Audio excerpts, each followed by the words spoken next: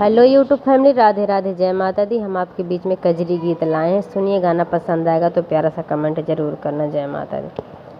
सखी सैया हमार ऋषि आई गए, हम शिव भी आई गए ना। सखी सैया हमार ऋषि आई गए, हम शिव भी आई गए ना। सखी सैया हमार ऋषि आई गए, हम शिव भी आई गए ना। जाने भइल कौन बात घर में आवै आधी रात, जाने भइल कौन बात घर में आवै आधी रात।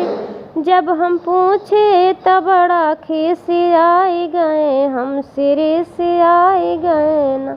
जब हम पूछे त बड़ा खिसियाई गए, हम सिरे से आई गए ना। सखी सैया हमार ऋषि आई गए, हम शिव भी आई गए ना। सखी सैया हमार ऋषि आई गए, हम शिव भी आई गए ना। 8 दिन से है हाल नाही बाटे बोल चाल, 8 दिन है हाल नाही बाटे बोल चाल। कुछ बतावें न हमें बहकाई गए, हमसे वो भी आई गए ना।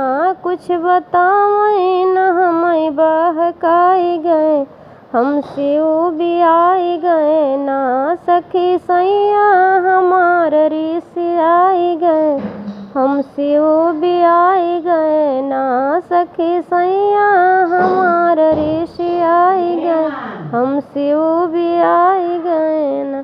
अपने भैया के बोलबै हम नैहर चली जाबै, अपने भैया के बोलबै हम नैहर चली जाबै। आन यही है कि रहिया भुलाई गए, हम शिव भी आई गए ना।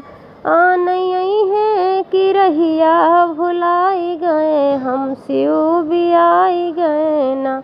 सखी सैया हमार ऋषि आई गए, हम शिव भी आई गए ना।